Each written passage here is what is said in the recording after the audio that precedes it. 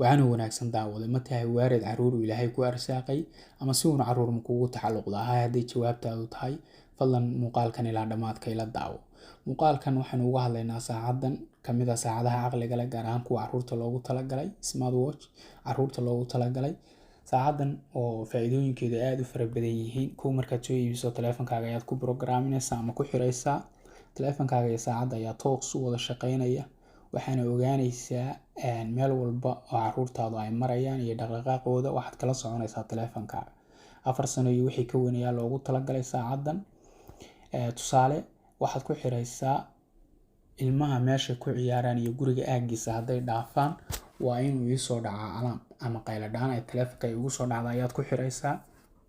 ilmihii oo beerta ku ciyaaraya adiguna aad guriga joogto hadday beertii ka baxaan markii hore aad ku xirtay ilaana waxaa kuu soo dhacaysa qayladhaan ama alarm baa kugu soo dhacaya. markuu kuu soo dhaco waad wacaysaa ilmihii taleefankii baad kala sheekaysanaysaa maxaa dhacay kusoo laabo meeshaad ciyaarta oranaysa haddii xaaladdu degan tahay. waa faa'iidooyinka saacadan ay leedahay mid ka mid ah. waxay kaloo saacadan faa'iidooyinka ay leedahay ka mid ah matalan haddii aad 3 caruura ama 4 caruura ama 2 haysato waxaa dhacaysa oo ay suurto gelinaysaa saacadan inaad hal qol ku wada sheekaysataan ama teleconference ilmihii oo beerta jooga adigana aad guriga joogto.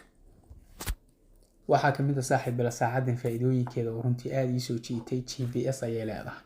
haddii ilmuhu lumaan badhan ayay taabanayaan marka hore aad ku tababartay kadibna saacada ayaa guriga u soo kaxaynaysa. GPS-ka ayay soo raacayaan GPS caruurta loogu talagalay oo soo hagaya ilaa ilmuhu ka imaanayo guriga. faa'iidooyinka kale oo ay saacadu leedahay waxaa kamid ah saaxiibayaal waxaa jira badhan loo asteeyay in uu ilmuhu taabto markuu xaalad khatar ku sugan yahay.